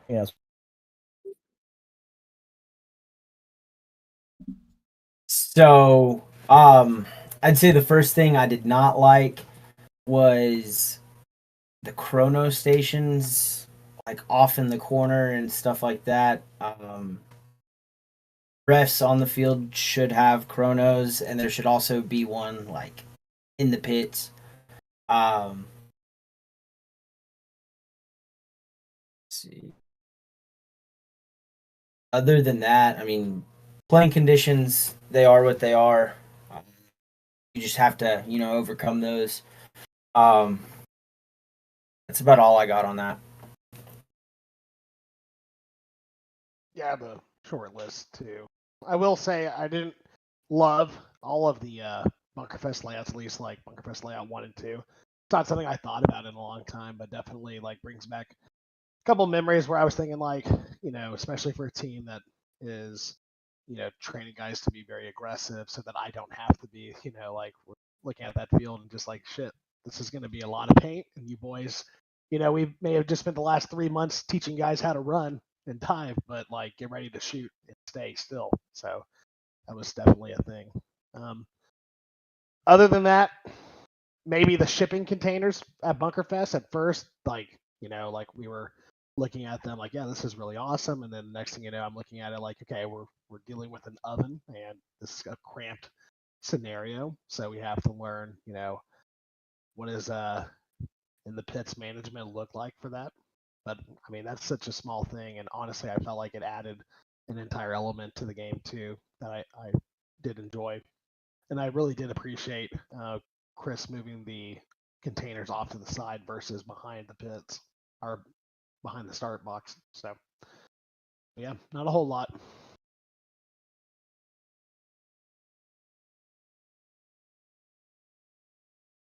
Yeah, those layouts were weird, man. I like I said, put the mini X up far on any layout, and it's going to be kind of goofy. Like that tent bunker just kind of sucked, in my opinion. Keep in mind, I played D3 on it, and then I played like the D4 5-man, and so I played it a lot. Like I played a lot of points on it, and there wasn't any layout that I was like, this one's really good. Maybe the last one I thought was the best out of the 4, but yeah, I won on the other layouts and I didn't like them as much. Like they were just kind of weird, man. That is what it. And maybe it feels weird to me because we've been on this NXL bunker set for the longest time, but I wasn't a huge fan of it. I didn't play USXBL, but like I said, I liked their different use of bunkers too. But again, with those mini X's, like they put it up at the 50, so it's like a lane blocker, which I guess is better than like trying to make it like your secondary move in the Doritos. That just sucks. Like when your only option to move up the Dorito side is 2 X's in front of you, like the fuck, you got to make sure everybody's dead before you move, because the second you go into that thing, there's like bounce shots half the time into the side of the X on the tape, and then if you come out on the inside, you're fucking dead because it's a little mini X. It just sucks. Like it's not what it's meant for. So I didn't really like that at all. Obviously, I'm quite emotional about that, but I played the snake side, so I guess I shouldn't complain too much. But yeah, I thought paint was pretty good at every event I played all year, like quality of paint. So I think companies have got that right. I think GI is probably the best from what I've seen. Shout out to them. So they've got the paint. It does leave that fuzzy stuff on your bolt, but hey, it shoots really good. So I'm not going to complain about that. I don't really know if there's anything else I'd want to complain about. I guess, like I said, you could complain about reffing or something. But yeah, I don't know, turf conditions. Like Pate said, I play at Wasteland, which is like super Gucci, nice field. So it is annoying to play anywhere with like crappy turf. But Cup was like mud slash, grass slash dirt, and I still enjoyed that. So I don't know, just crappy turf sucks. And Bunker Fest, I feel like degraded throughout the season. That being said, it wasn't for a lack of effort. It looked like Chris was out there like all the time, and you could tell each time you went back that one field wasn't up like it was at the beginning, but they were like trying to do something with it. So I don't want to hate on too much for that. But yeah. All right, Chris. Shoot, man, I didn't really have. I don't complain too much. I mean, I've been playing this for a long time, and I remember playing out in certain parts of Houston, especially on the south side, and playing a muddy event where all I'm doing is diving and crawling around in the mud. Turf's a better sight than that. So, in my opinion, at least. But I mean, can't beat refs. I mean, they do what they do. You just can't beat that dead horse over and over again. And I mean, I'm a real easygoing guy. There's really too much complaining about paintball's paintball. All right, Brian. Yes, sir. So, I don't want to beat the reffing horse there because that's been a topic for a while. I think the only solution to that is somehow figuring out a way to do instant replays, like Brandon said. Whether that's working with the media on the sidelines or something, I think that is going to cut out a majority of the problems that we find in paintball with where we blame refs for bad calls. It would be a lot more accepting to lose something if I had a definitive video to watch and I wasn't just trusting some guy they flew in from wherever. But other than that, there's always the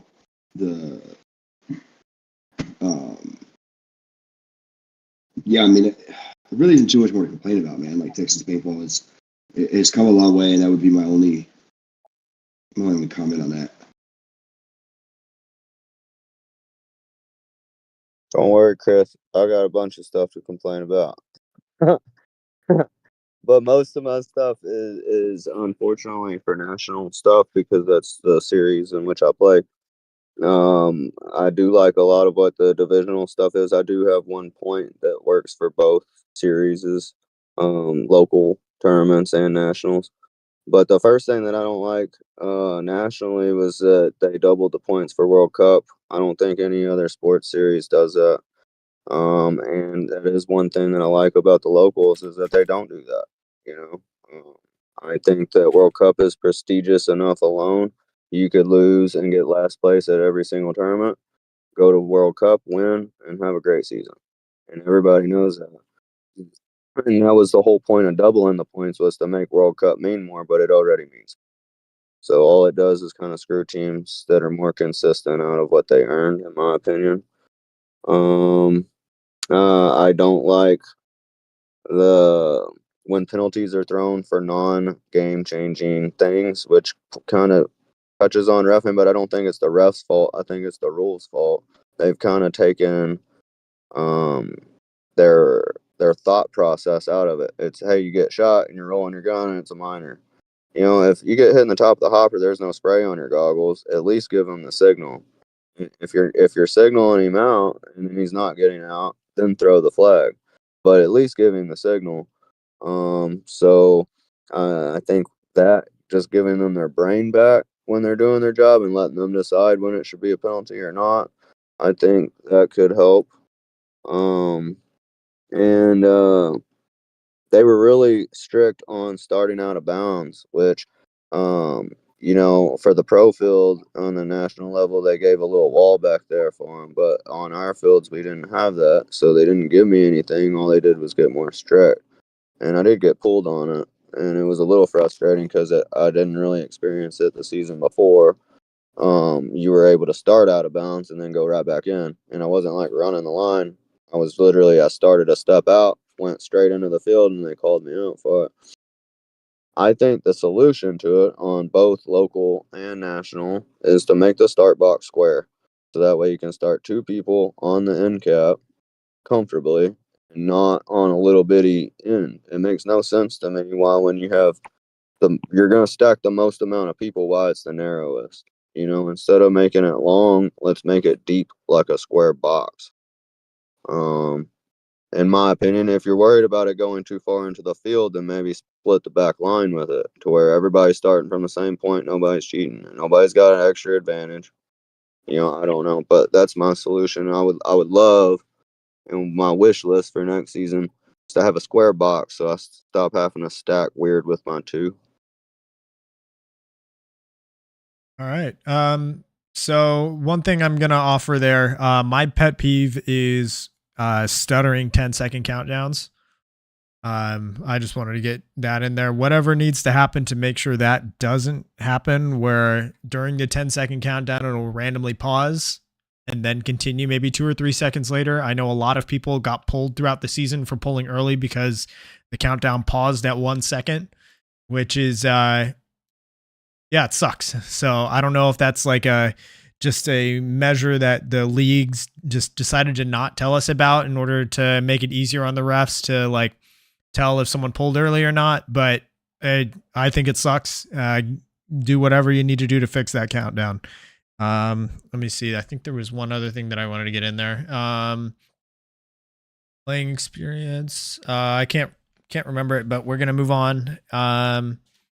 So the final category, and we're going to speed this up. So instead of going through twice, we're just going to do it once. I'm going to call event logistics. So this covers the year-long calendar scheduling, event locations, paint selection, registration costs, communication from the leagues throughout the year, and then event and series prizes. So give us your thoughts. Y'all, let's try to keep this to like a minute for each response. So just give us like boom, boom, boom highlights. What did you like? What did you not like? What are you hoping to see for next year as far as event logistics go? So let's start with Brandon on this one. What the event logistics, I mean, the main thing that I think is helping with that is the mech events from Paintball Fit. The fact that, like I said, you don't have to play every single event. You don't have to have a team, and you don't have to make dedication. If logistics are a problem financially or something, I think it gives you an option to play tournament paintball still.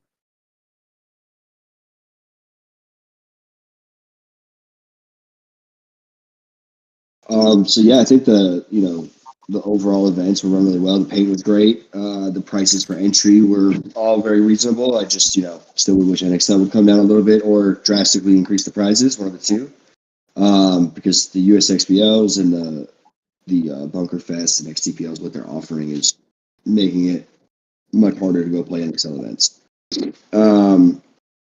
Yeah, man, I love seeing the variety of teams that we saw. I love seeing the bar get raised by Bunker Fest.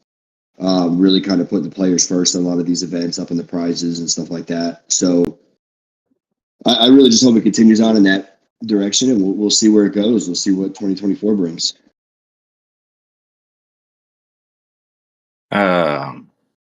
Shoot, I'd like to see more variety at events, especially like with shooting paint and stuff like that, other than just one vendor being there and kind of dominating everything and having a price set that's just kind of ridiculous. Because if you had to go out WCPL and stuff like that in different places, it's a little different. But over there, they have a little more leniency to do what they want to do.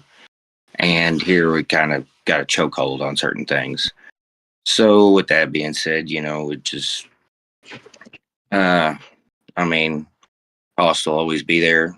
I mean, I kind of like what USXBL is doing for this next season coming up. That kind of took a cue off Bunker Fest and kind of really stepped up, and which I hope it really brings a solid at least 10 to 12 teams to the elite line, the elite series and stuff like that. So that's actually all season long. There's a good, healthy amount of competition there. So, but yeah, other than that, I'm good. David?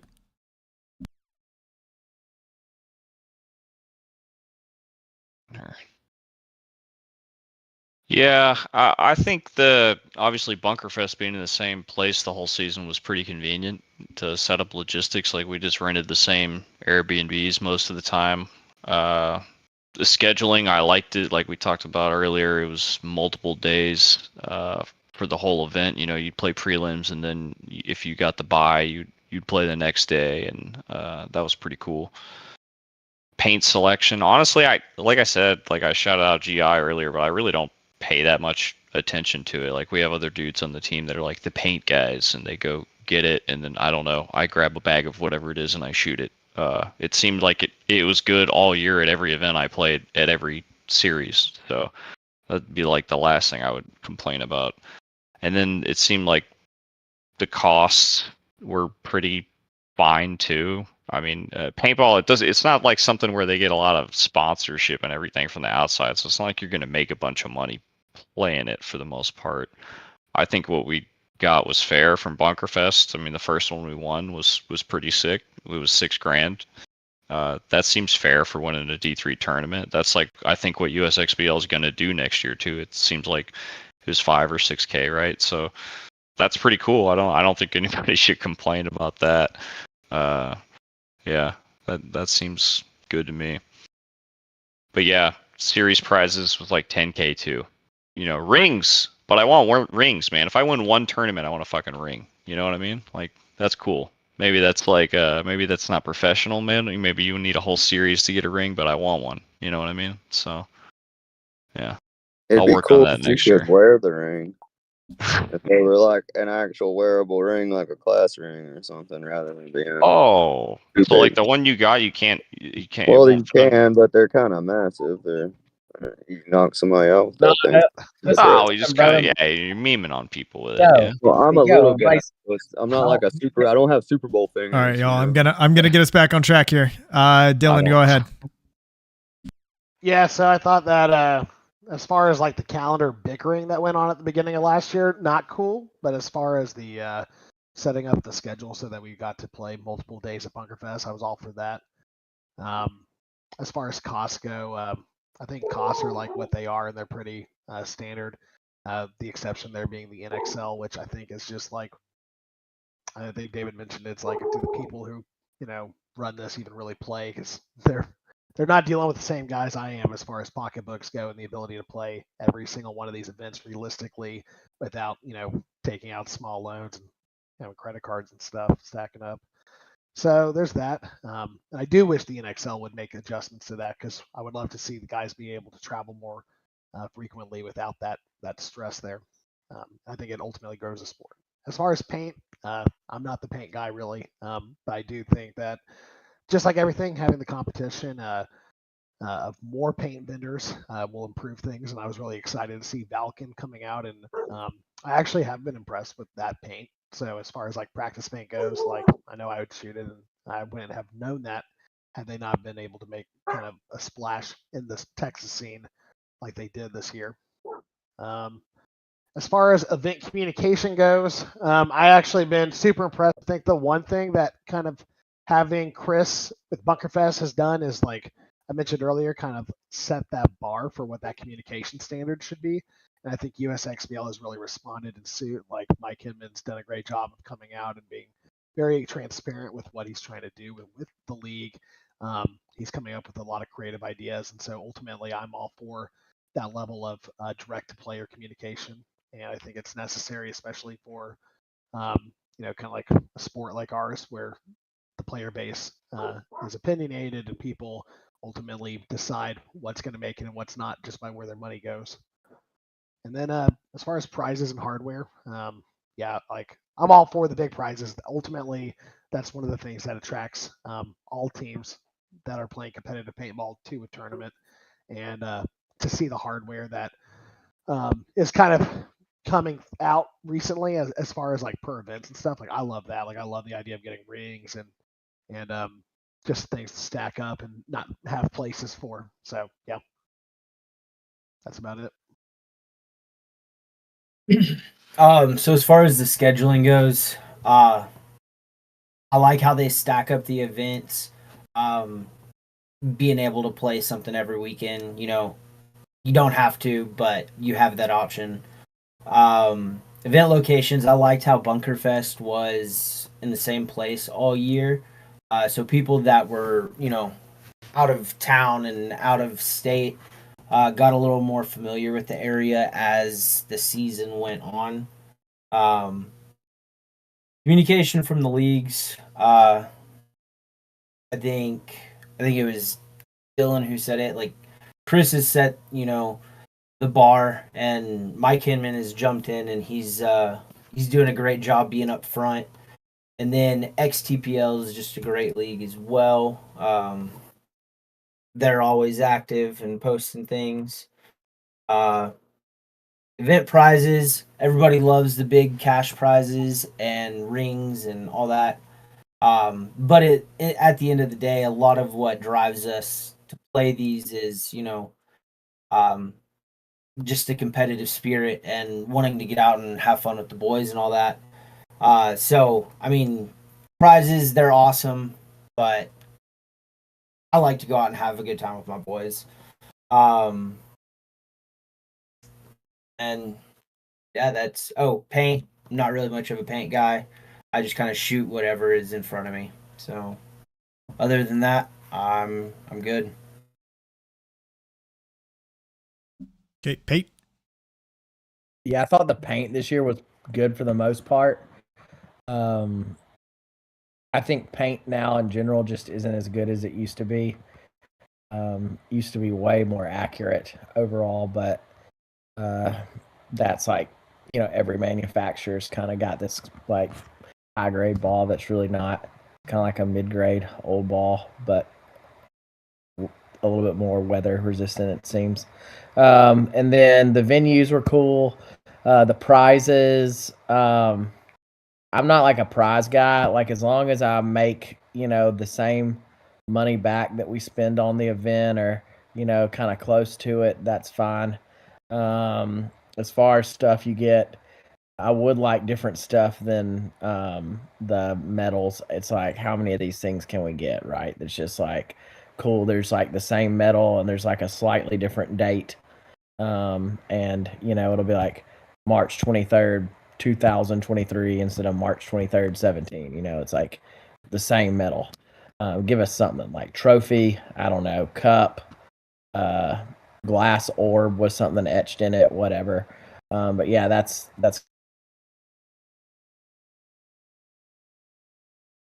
All right, Rob. Start with the logistics stuff. I thought it was good because there's always like all these different options, right? You pretty much had every other weekend you could be at a tournament, whether it was NXL, USXBL, XDPL, or Bunker Fest. And like back in the day, there was like every 3 months or whatever you could be able to do that.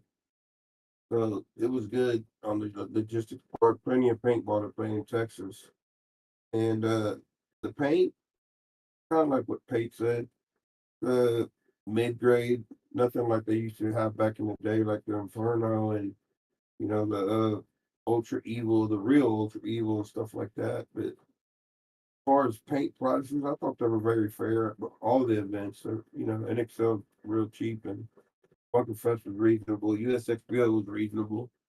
But other than that, about the prizes, I think that they should go back, kind of like what y'all were saying about the medals and the same things over and over.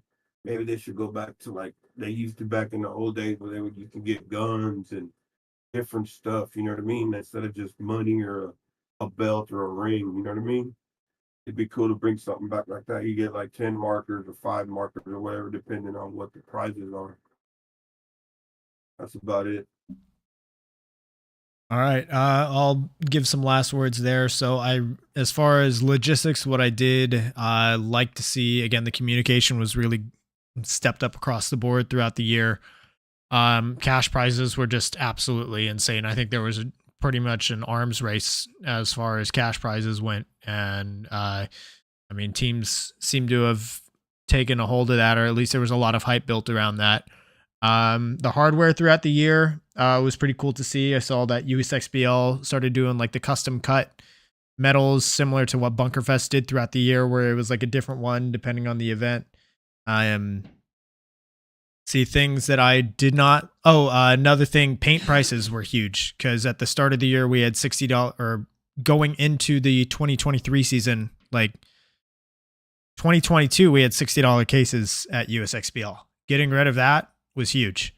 Going from 60 a case to 40 or 45 a case, big improvement there. As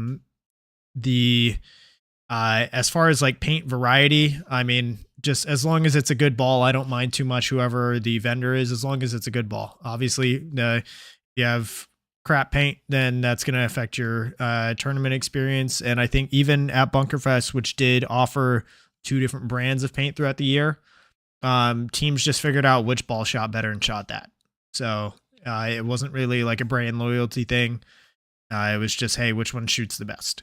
So just as long as the paint quality continues to be there, I'm kind of indifferent as far as what brands they are. Things that I really did dislike throughout the year. Obviously 2023, we saw kind of a calendar war, with date announcements. So I think it's really cool that it seems like the leagues are working together this year and everybody kind of released their dates around the same time and communicated with each other so that no one was really stepping on anybody's toes. Bunkerfest changing their event date midway through the year, huge negative. And I hope that we don't see that again. I know that a lot of teams that competed in both Bunkerfest and XTPL were, had to choose one or the other that weekend, or they had to double book. And I hope that we don't see that again. And then, yeah, that's pretty much what I got for event logistics. So we're just going to wrap things up here. So this one's brought to us by Hydra. So does anybody have any last things that you would like to say regarding next season, either for you and your team, or give any shout outs or anything like that? So go ahead, get your last words in. We're going to start with, we're going to go reverse order again. So Rob, we'll start with you. Any last shout outs? Shout out to Paintball Jim Hensley, the owner, giving us a facility and everything else that he does for us. GI Sports, Dive, and paintball.com, QBR, and that's about it. Thanks. The guys from TKO, really appreciative to Wasteland Paintball for, taking care of us as they do. And then Abraham Watkins Law Firm out of Houston, an amazing sponsor. Very thankful to get to play under them and everything they do for us over at TKO. That's a roll. So, really, I'm just looking forward to next season. Shout out Paintball Fit, providing a great place to play, really any weekend. What's Up Paintball out in Cedar Creek. Shout out Kinetic Paintball. Yeah, just looking forward to it. Hope I get to see some of y'all on the field against y'all, That'd be fun. Yeah, I guess so. Shout out to X Factor. We always enjoy bringing teams out there to kind of guest and do scrimmages, and they've been really great about allowing us a chance to do that. Outlaw Paintball 2. It's just down the road for us, and for some of us, it's actually closer to home, and it's always a great option for us. And Pollos Asados keeps us fed. It's like David knows, and if you come out to Scrimmage Titans, then there's a good chance that you have found out that that's our thing. So, yeah, super excited for next year. Yeah, Home Fields Wasteland. They're really great, really great guys, man. That are kind of newer to paintball, but really have taken it on, and it's something that they really love and don't mind working on in the business themselves. So it's pretty cool, and it makes it easy to want to be out there and help them out with the simple stuff like changing layouts or burping the bunkers or whatever really they ask us to do. Like I really enjoy being associated with them.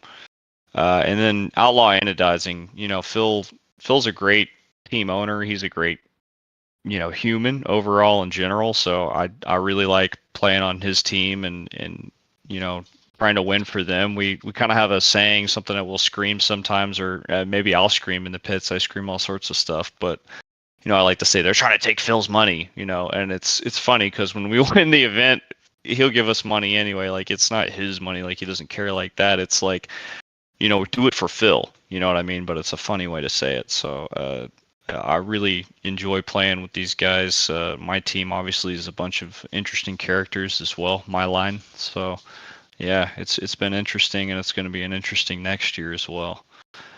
And then we'll play pro. So the goal is we win semi-pro, and then it's a third Texas team that beats Blast Camp, and then that'll just be hilarious, So that's the plan. I guess Shut Up's got the same plan, but that's good. That just raises the chances of it happening probability-wise, so we're cool with that. All right, Chris. All right, I'd like to thank Paintball Fit, the Lackyos, and all the guys out at Fit, Shut Up, Tribe, some of those guys out there for scrimmaging and throwing hands with us every weekend. I'd also like to thank Max. Charles is always taking care of us with jerseys and being on the lookout for us. And just be on the lookout for Beefy Boys and Elite USXBL, and then playing D2 and NXL. Yeah, I just want to give a shout out to Outlaw Paintball Park. That's our home field. They give us all the staff there. Everybody's awesome. Always some great practices to be had out there playing against notorious pro guys, and some of the guys and talent they bring in. Shout out to the Franz family. They're super supportive. Sometimes a little too supportive, but they're great people. Love playing for them. A little eccentric. Just my family and everybody for supporting me through this, and because it's a big burden on a lot of the family at home, especially when they don't get to travel with you for the weekends and you play a really long season. So definitely want to give a shout out to my girlfriend Sarah on that one for putting up with my shit. A childhood pipe dream. But yeah, man, I look forward to seeing you on the field next year, and we're trying to put something together and see where that takes us. So look forward to next year.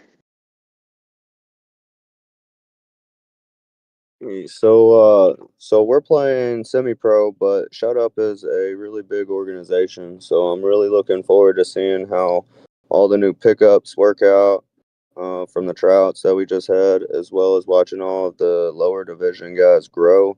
They're like little Pokemon. You get to see them evolve over time. And then mostly excited about going to the semi-pro division, trying to fight for a pro spot. We're trying to fill some pretty big shoes and step out of Paintball Fit shadow. So shout outs that I got to give. Obviously, I love everybody on the team, but Justin Gladwell, I need to give a huge shout out for him because he was a huge staple for us this season over on the Doritos, and he doesn't get quite as much shine as he should because the cameras are normally off in the Snake. But he was our island boy this year, and he finally made it. So, gotta thank Jerry for keeping us all together. We're all just a bunch of goobers, and he keeps us family. I gotta thank JD and all the Lucas and Paintball Fit. I couldn't play paintball without them. That is our home, and JD and the Lucas are our family. And I gotta thank Verbal and Yosh Designs for making us famous. And then Logan Hammonds has been doing a lot of work trying to grow into a coaching role for us, doing a lot of scouting and taking time out of his life to come to those national events and try to help us. So, and thank you for having me, buddy. Yeah, absolutely. So I'll just get my last word in here, and this one's brought to us by Get That Shot and by Gel Stewart's Brand Compete. So thank you all so much for taking the last 2 hours to sit down, kind of discuss together what all the 2023 season did, and looking forward to next year. I thought the level of competition across Texas this year was super high across all of the divisions. Yeah, I thought D5 and D4 especially were absolute bloodbaths, and it was awesome to see like Texas go out and just dominate everybody in those. Division 3 was kind of a somewhat new division in Texas for this year, for like what it like being a fully fleshed out division this year. It was great to see the number of teams in Division 3 this year. I think the number of teams in Division 3 next year I think we're going to add probably 6 or 7. And then for you guys that are going up to Division 2 and semi-pro, representing Texas, I think we have like 3 or 4 semi-pro teams coming out of Texas for next year. And then a couple of Division 2 teams that are going to be right behind them. So we like overall what I want to see is I want to see Texas just dominate everybody and eventually see 20 pro teams from the state of Texas in the NXL. That should be the ultimate goal there. So I think that we're kind of well on the way there. And yeah, just hopefully that this discussion that we had tonight is going to be useful to any of the league promoters and organizers out there, just to figure out where to redirect their efforts or double up. And yeah, it was definitely had a good time this evening talking to all of you. So I think that does it for our roundtable. Thank you everybody online that tuned in live and who's listening after the fact. So go follow all of these teams and players on Instagram and Facebook and all that. And we will see you all next week for episode 77. Starting off December, we're going to have Zizek Barrow, aka the Paintball Nerd. He's going to be coming on the show. Stay tuned for the December episode schedule. And of course, if you're not signed up already, sign up for the In the Pits JOUST, which is going to be December 10th. I got a lot of prizes coming in and stuff. So yeah, we'll see you there. Thank you all, everybody on this call, Brandon, Brian, both Chris's, David, Dylan, Jake, Pate, and Rob. Thank you guys so much for coming on the show. We'll see you next week. Thanks for having us. Thanks for having us, man. Later, buddy. Have a good night. Guys.